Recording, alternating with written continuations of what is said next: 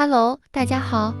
电饭煲蒸蛋糕，你们成功了吗？今天来跟大家分享一个你不会失败的电饭煲蒸蛋糕，松软细腻有弹性，而且不会塌陷。这个是我多次总结出来的经验，分享给大家。这是一个6寸戚风蛋糕的配方。首先准备3个新鲜的鸡蛋，蛋清蛋黄分离备用。这里分蛋清的碗一定要干净，无水无油，没有任何杂质。接着来做面糊的部分。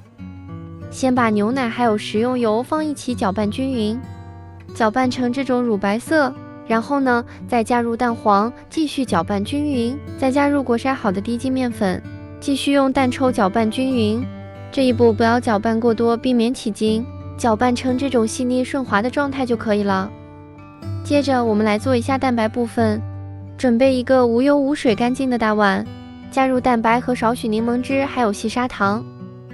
用电动打蛋器开始打发，全程中速打发，打发到蛋白出现这种有一个比较硬挺的小尖尖状就可以了。蛋白的打发状态跟我们最后的一个成品也有很大的一个关系，所以这一步的蛋白一定要打发到位。接着再像这样，把蛋白的1/2先加入到蛋黄糊中，搅拌均匀，然后再将搅拌均匀的蛋黄糊反倒回蛋白中，继续用橡皮刮刀翻拌均匀。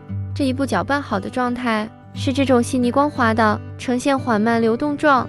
如果你的面糊状态太稀，那可能会影响最后的一个成品哦。电饭煲提前预热好，将面糊倒入内胆中，6分满就好了，不要倒太满哦。这款电饭煲的内胆正好是一个6寸戚风蛋糕模具的配方，用起来迷你方便，而且呢又很可爱。打开煮饭模式，45分钟后再焖15分钟。蒸熟后倒扣，稍微降温后就可以脱模了。